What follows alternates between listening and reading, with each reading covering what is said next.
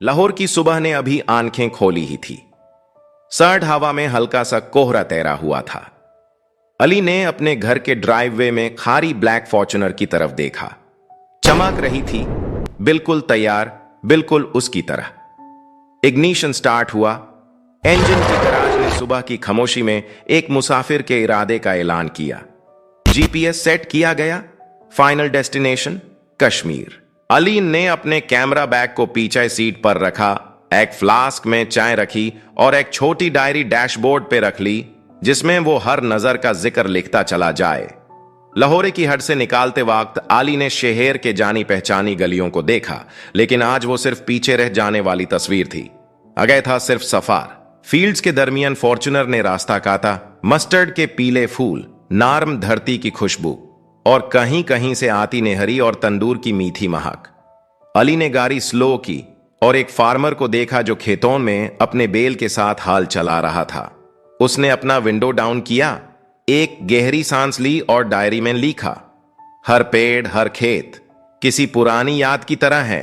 सड़क के किनारे यूकलिप्टस के लंबे दरख्त, उनके दरमियान से सूरज की रोशनी का झलक लेना। अली ने अपना ड्रोन निकाला और एक ऊपर से शॉट लिया। फॉर्च्यूनर एक सिल्वरी रिबन की तरह रोड पर चल रही थी और दोनों तरफ हरी हरी वदियान। एक मोड़ पर एक चाय वाला था जहां से मिल्ड फॉग और चाय की भाप मिलकर एक फिल्म जैसा सीन बना रहे थे। अली ने रुक कर चाय ली। चाय वाला बोला, भाईजान कश्मीर जा रहे हो? बर्फ मिलेगी पर सुकून भी। अली ने बस मुस्कुरा कर सिर हिला दिया।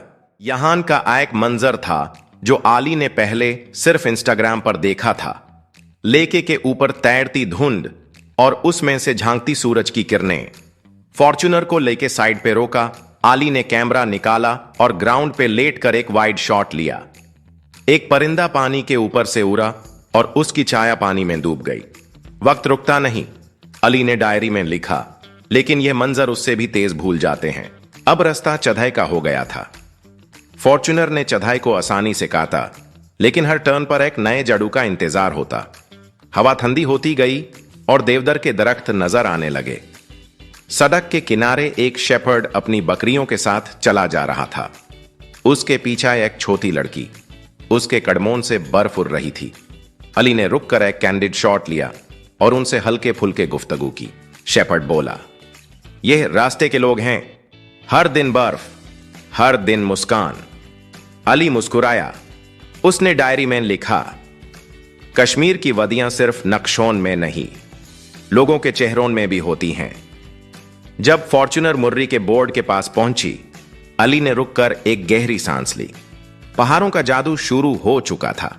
हर तरफ बर्फ, पाइनेस और एक सुकून भरी खामोशी। फॉर्च्यूनर का बोनेट बर्फ की हल्की सी चादर से ढलक गया था। एक छोटी चाय की दुकान के सामने रोककर अली ने एक गरम पकोड़ा लिया और सामने बैठ गया। एक बूढ़ा शख्स उसके पास आया और बोला, बेटा तुम तो सफर कर रहे हो, लेकिन ये पहाड़ तुम्हारे दिल में भी घुस जाएंगे। अली ने डायरी बैंड की, कैमरा उतारा और कहा, यह तो बस शुरुआत है। मुर्री की सुबह ठंडी थी। शाफा की रोशनी में देवदार के दरख्तों से बर्फ हल्की हल्की गिर रही थी। फॉर्च्यूनर की विंडशील्ड पर एक पतली सी बर्फ की लेयर थी जिसे अली ने हाथों से साफ किया। इंजन स्टार्ट किया और एक नई उम्मीद के साथ वदियों की ओर बढ़ने लगा। रास्ते में अली ने पात्रियाता न्यू मरी का बोर्ड देखा। एक जाज्बा जाग उठा। फॉर्च्यूनर पार्क की और चेयर लिफ्ट का टिकट लिया। जब वो हवा में तैरती कुर्सी में बैठा तो नीचे सिर्फ दरख्त थे, कुछ पर बर्फ, कुछ बिल्कुल नंगे। दूर से धुंध में लिपटा हुआ जंगल और नीचे हल्की हल्की आवाज में बहने वाली हवा। कैमरा उसके हाथ में था, पर उस लम्हे को महसूस करना उसके लिए तस्वीर से ज्यादा जरूरी था। यह जिंदगी का वो नजारा है जो सिर्फ उन लोगों को मिलता है जो सफर से दोस्ती कर लें, उसने डायरी में लिखा। मुरी से निकलकर जब अली कोहाला ब्रिज के करीब पहुंचा तो एक अजीब सी खामोशी थी उस जगह में। यह ब्रिज पंजाब को आजाद कश्मीर से मिलाता है। एक नार्म सी लेहारों वाली नीलम नदी नीचे बह रही थी, जैसे दोनों तरफ के लोगों के जज्बात को जोड़ने वाली एक किरण। ब्रिज के बीच रुककर अली ने खुद से कहा, यहां से कश्मीर का असली सफर शुरू होता है। उसने कैमरा को नदी के ऊपर झुकाया और पानी की आवाज को मिक में रिकॉर्ड किया। नीलम की यह लहरें, दोनों सरहदों के लोगों का एक सा गीत गाती हैं, उसने डायरी में लिखा। कोहाला के बाद अली ने फॉर्च्यूनर को एक छोटी सी सड़क पर मोड़ दिया, दुल्ला जरी की तरफ। यहां जंगल घना होता जा रहा था। सड़क पतली लेकिन हर तरफ दरख्त, जैसे किसी पुरानी कहानी का रास्ता हो। हवा में एक मिक्स खुशबू थी, पाइन लीव्स, गीली मिट्टी और बर्फ। कभी कभी एक ईगल ऊपर से गुजारता और कभी कोई जानवर झाड़ियों में छुप जाता। अली ने गाड़ी से उतारकर कुछ देर पैदल सफर किया। हर कदम पर बर्फ चरख चरख करती थी। एक मोड़ पर उसने देखा, दो नए शादीशुदा लोग सेल्फी ले रहे थे और पीछे नीलम के झरने का स्प्रे उनके चेहरों को भिगो रहा था। जंगल सिर्फ दरख्त नहीं, यादों का घर होते हैं, उसने लिखा। जब मुजाफराबाद का पहला बोर्ड सामने आया, अली ने फॉर्च्यूनर स्लो की। शहर एक पहाड़ी के साथ सा लगा था और पीछे पीछे बर्फ से ढकी चोटियां। सूरज ढल रहा था और उसकी किरणें एक गोल्डन ग्लो डाल रही थी पूरी वैली पर। उसने एक क्लिफ साइड स्पॉट पर गाड़ी रोकी। सामने नीलम रिवर अपनी शान से बह रही थी। हर तरफ से कहीं अजान की आवाज, कहीं से बच्चों की हंसी और कहीं से एक रबाब की धुन। अली ने कैमरा उठाया, लेकिन उस बार उसने रिकॉर्ड नहीं किया, बस उसने आंखों से सब कुछ अब्जॉर्ब किया। कश्मीर सिर्फ मंजर नहीं होता, यह रूह में उतर जाता है, डायरी में लिखा गया आखिरी जुमला था उस दिन का। सुबह के 6 बज रहे थे। मुजाफराबाद में ठंड कुछ ज्यादा थी। नीलम रिवर के ऊपर हल्की सी मिस्ट तैर रही थी और फॉर्च्यूनर पर बर्फ की एक पतली लेयर जमा हुई थी। अली ने एक चाय के कप के साथ अपने हाथों को गरम किया, कैमरा चेक किया, डायरी संभाली और गाड़ी को लीपा के लिए मोड़ दिया। मुजफ्फराबाद से निकालते ही रोड तंग होती गई। दरख्त और माउंटेन्स और करीब आ गए। अली फॉर्च्यूनर मैन रहता, लेकिन हर मोड़ पर रुक कर कुछ ना कुछ रिकॉर्ड करता। नसीराबाद के पास एक छोटी सी मॉस्के थी, बर्फ से ढकी हुई। उसके सामने एक छोटी सी दुकान जहां लोग चाय पी रहे थे। एक बुढ़े ने अली से पूछा, बेटा लीपा जा रहे हो? अली ने मुस्कारा के सिर हिलाया। वहां बर्फ भी मिलेगी और अल्लाह भी, बुढ़ा मुस्कारा के बोला। अली ने डायरी में लिखा, कुछ लोग बात नहीं करते, दुआ बन के मिलते हैं। रेशियान लीपा का गेटे है। यहां तक पहुंचते पहुंचते सड़क सिर्फ एक नैरो पाथ रह जाती है। अली ने फॉर्च्यूनर स्लो किया, क्योंकि दोनों तरफ सिर्फ खुदे के पहाड़ थे और नीचे दरिया की गहरी चुपन। वहां अली को कुछ जावन मिले, रेंजर्स वाले। उन्होंने अली से कहा, यहां हिंदुस्तान का सिग्नल मिलता है, लेकिन लोगों का सिग्नल सिर्फ मोहब्बत का होता है। एक सिपाही ने कहा, बर्फ और बाउंड्री दोनों यहां मिलती हैं, पर लोग गर्मियों जैसे नरम। अली ने एक ग्रुप फोटो ली उन सिपाहियों के साथ। सब मुस्कुराते हुए बर्फ के पीछे खड़े। सरहदों के पीछे भी लोग होते हैं, सिर्फ मल्क नहीं, उसने लिखा। लीपा तक का रास्ता एक वाइट फेरी टेल था। स्नोफॉल शुरू हो चुकी थी। फॉर्च्यूनर ने बर्फ में स्लिप किया, पर अली का हौसला नहीं। वक्त वक्त पर उसने रुककर ड्रोन शॉट्स लिए। नीचे घटियान बर्फ से ढाकी, ऊपर से क्लाउड्स जैसे किसी ने कॉटन बिछा दिए हो। हर तरफ से छन छन की आवाज, बर्फ के ऊपर पड़ने वाले कदम और कभी कभी किसी पंछी की चीख। रास्ते में एक छोटी सी छांवदार जगह आई, जहां एक बच्चा बर्फ में फरिश्ते बनाता हुआ मिला। उसने अली को देखा, हाथ हिलाया और बोला, अंकल यह कश्मीर है ना? अली ने जवाब दिया, यह जन्नत है बेटा। शाम ढल रही थी जब अली ने लीपा वैली में पहला कदम रखा। फॉर्च्यूनर एक रिज पर खड़ी थी। सामने सिर्फ एक तवील वादी, जहां कई छोटी छोटी बस्तियां थी और हर छत बर्फ से ढकी थी। चिमनियों से धुआं निकाल रहा था, जैसे हर घर में एक कहानी जाल रही हो। दूर से एक अजान की आवाज आई और बर्फ के ऊपर एक व्हाइट पिजन उतर आया। हर चीज थामी हुई थी, वक्त, हवा और सांसें। अली ने डायरी खोली और लिखा, लीपा वैली में ना कोई वक्त होता है, ना वक्त की जरूरत। यहां सिर्फ दिल का रिश्ता है, ढूंढते हो तो अपने आप से मिल जाते हो। सुबह के वक्त बर्फ का नूर लीपा के हर कोने में छाया था। अली ने फॉर्च्यूनर के बोनेट पर बैठी हुई स्नो के ऊपर हाथ फिरा। गाड़ी स्टार्ट हुई और अली ने एक बार फिर उस वादी को देखा जहां वक्त रुक गया था। डायरी में उसने लिखा, कुछ जगह छोड़कर जाने का गम होता है, लीपा उसमें से एक है। लीपा से निकालकर जब अली दोवारियन के करीब पहुंचा तो नीलम रिवर का जादू शुरू हो चुका था।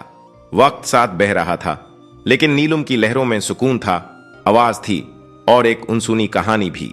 हर तरफ पीने के जंगल, उनमें से धुंध जैसी हल्की रोशनी और नीलम रिवर का सथ। अली ने कैमरा उतारा और ड्रोन से शॉट्स लिए, जहां सड़क दरिया के साथ साथ चलती थी जैसे एक वफादार साथी। एक जगह उसने दो छोटे बच्चों को देखा जो किनारे पर पत्थर से नदी में हल्का जाला बना रहे थे। एक ने अली को देखा, हाथ हिलाया और चीख कर बोला, हेलो अंकल। इंडिया से भी लोग कभी कभी दिखते हैं, उधर से वापस हाथ हिलाते हैं। अली का दिल भर आया। मोहब्बत सरहदें नहीं देखती, सिर्फ मुस्कुराहट की जुबान समझती है। जब फॉर्च्यूनर ने शरदा का बोर्ड क्रॉस किया, अली ने गाड़ी साइड पे रोकी। यह जगह बस एक मंजर नहीं, एक तालीम का विरसा थी। पुरानी यूनिवर्सिटी के खंदक, दरिया का किनारा और लोगों के चेहरों पर इल्मों का नूर। अली ने एक बूढ़े से पूछा, यह शरदा का राज क्या है? बूढ़ा बोला, बेटा, यह सिर्फ पत्थर नहीं, यह इब्तिदाए दिल और दिमाग का मरकाज है। इधर पढ़ना, देखना और महसूस करना तीनों एक जैसे होते हैं। अली ने डायरी में लिखा, इल्म सिर्फ किताबों में नहीं, वदियों के बीच होता है, जहां हर पेड़ एक सबाक बन जाता है। शारदा के बाद जब अली केल पहुंचा तो वहां के लोग और भी घुल मिलने वाले थे। एक चाय की दुकान पे सब लोग एक दूसरे से ऐसे बात कर रहे थे जैसे पुराने दोस्त हो। वहां एक छोटी सी बात हुई। एक लड़की जो पहले कभी शहर नहीं गई थी, अली से बोली, आप लाहौर से आए हैं क्या? वहां भी इतने दरख्त हैं? अली ने मुस्कुरा के जवाब दिया, नहीं बेटा, वहां लोगों के दिल बड़े हैं लेकिन पेड़ कम हैं। केल में लोग हिंदुस्तान के बॉर्डर के इतने करीब रहते हैं कि कभी कभी वहां के आवाजें भी सुनाई देती हैं। एक वक्त ऐसा आया कि अली ने सामने वाली पहाड़ी पे एक इंडियन टूरिस्ट देखा। दूर दूर से दोनों ने हेलो कहकर हाथ हिलाया। डायरी में अली ने लिखा, यह सरहद सिर्फ नक्शों में है, दिलों में नहीं। जब अली ने तौबत का बोर्ड देखा तो उसके साथ ही बर्फ फिर से गिरनी शुरू हो गई। वादी नैरो हो गई थी, लेकिन उसकी खूबसूरती बयां से बाहर थी। नदी बिल्कुल पास से बह रही थी। बर्फ से ढाकी पथरी सड़क पर फॉर्च्यूनर हल्के से स्लाइड कर रही थी और हर मोड़ एक पेंटिंग बन चुका था। अली ने एक क्लिफ पर रुककर दूर देखा। सामने सिर्फ पहाड़, बर्फ और एक छोटी सी बस्ती जहां से धुआं उठ रहा था। लोग जैसे वक्त के अंदर रह रहे थे। उनकी मुस्कुराहट, उनकी जिंदगी बर्फ में भी गर्म थी। वहां एक पुराना मंजिल था, एक वुडन घर। उसके बाहर एक बच्चा बर्फ से वेलकम लिख रहा था। अली ने मुस्कुरा के उसे देखा, कैमरा नीचे रखा और डायरी खोली। यहां सफर खत्म नहीं होता, यहां से दिल का सफर शुरू होता है। कश्मीर देख लिया, लेकिन कश्मीर को महसूस अब करना शुरू किया है। अली ने जब तौबात की वादी में पहला दिन गुजारा तो उसे समझ आया कि कुछ जगह सिर्फ देखने के लिए नहीं होती, बल्कि जीने के लिए होती हैं। वहां का वक्त धीमा था, लोग प्यारे थे और हर सुबह एक नई रोशनी लेकर आती थी। पहली शाम एक लोकल ने अली को अपने घर चाय पे बुलाया। छोटी सी वुडन कॉटेज थी, अंदर एक बुखारी जल रही थी। बच्चे वूलन स्वेटर्स पहने माजे से टीवी देख रहे थे। सिग्नल कभी कभी आता था। एक बूढ़ी अम्मा अली से बोली, बेटा, यहां कुछ नहीं, सिर्फ सुकून है। शहर वालों को यही चाहिए होता है ना? अली ने आंखों में नामी और दिल में शुक्र महसूस किया। जी अम्मा, सुकून ही तो हर इंसान का सबसे बड़ा अरमान है। रात को उसने बर्फ से ढकी छत पे सोच लिया, कुछ दिन यहां रुकना है। अगली सुबह अली ने फॉर्च्यूनर में सिर्फ अपना कैमरा लिया और निकाल पड़ा तन्हाई में। तौबत से थोड़ा ऊपर रत्ती गली का रास्ता था। वहां न कोई बाजार, न आवाज, सिर्फ स्नो कवर्ड पाइन ट्रीज और नीला आसमान। उसने ड्रोन उड़ाया और क्या नजारा था। ऊपर से दरिया वाइंडिंग रोप की तरह वदियों में बह रहा था। नीचे कॉटेजेस, बर्फ और उनमें छुपी जिंदगी। एक मोड़ पर उसने कैमरा ट्राइपॉड पर रखा और खुद बर्फ में लेट गया। आंखें बैंड की तो सिर्फ हवा, बर्फ की खुशबू और दूर से आती एक रबाब की धुन महसूस हुई। डायरी नहीं खोली, इस दफा सब कुछ दिल की मेमोरी कार्ड में रिकॉर्ड हो रहा था। वहां अली की मुलाकात रहमान से हुई, एक 16 साल का लड़का जो कभी कश्मीर से बाहर नहीं गया। उसने अली को लोकल ट्रेल्स दिखाए, छोटी वाटरफॉल्स, एक झील जहां सिर्फ पत्थर गिरते थे और एको होती थी। रहमान बोला, भाई जान, लोग कहते हैं कश्मीर जन्नत है, लेकिन यहां के लोग बर्फ से ज्यादा नरम हैं। अली ने उसके साथ एक सेल्फी ली। फिर दोनों ने बर्फ से स्नोमैन बनाया और रहमान ने उस स्नोमैन को अली भाई नाम दे दिया। वो रात सबसे यादगार थी। अली ने अपनी फॉर्च्यूनर एक ऊपर वाले क्लिफ पे लगाई, छोटी सी बॉनफायर जले, हॉट कॉफी बनाई और स्लीपिंग बैग पे हंगकर छत पे लेट गया। ऊपर आसमान, हर तारा चमक रहा था। नीलम रिवर की आवाज दूर से आ रही थी, जैसे कोई पुरानी कहानी सुना रही हो। अली ने कैमरा की लॉन्ग एक्सपोजर लगाई और मिल्की वे को कैप्चर किया। खामोशी थी, लेकिन दिल में एक हुंगामा, सुकून का हुंगामा। उसने दिल से कहा, जिंदगी का असल मजा यही है जब तुम वक्त को रोक लो और मंजर तुम्हारा नाम लें। अली ने वहां 4 दिन गुजरे। हर दिन एक नया मंजर, हर पल एक नई महसूसत। जब उसने वापस लाहौर का रुख करने का सोचा तो दिल भारी था, मगर कैमरा भर चुका था यादों से। उसने रहमान को गले लगाया, लोगों का शुक्रिया अदा किया और कहा, मैं चला जाऊंगा मगर कश्मीर मेरे साथ चलाएगा। सुबह तौबत में बर्फ हल्की सी गिर रही थी। आसमान ने ग्रे चादर ऊधी हुई थी और वादी में एक घूंघट जैसा सुकून था। अली ने अपनी फॉर्च्यूनर का बोनेट साफ किया, इंजन स्टार्ट किया, मगर इस बार हाथ उस तरह मजबूत नहीं थे।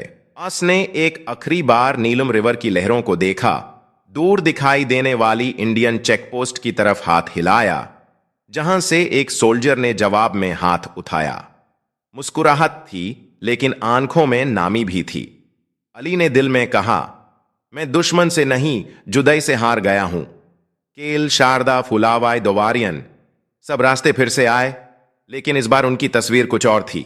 अब उनमें से हर मंजर ने खामोशी वाद ली थी। जैसे पहले वो अली के लिए गा रहे थे, अब सिर्फ चुप रहकर विदा कर रहे थे। एक मोड़ पे अली ने फॉर्च्यूनर रोकी, बर्फ पर लिखा, मैं वापिस आऊंगा।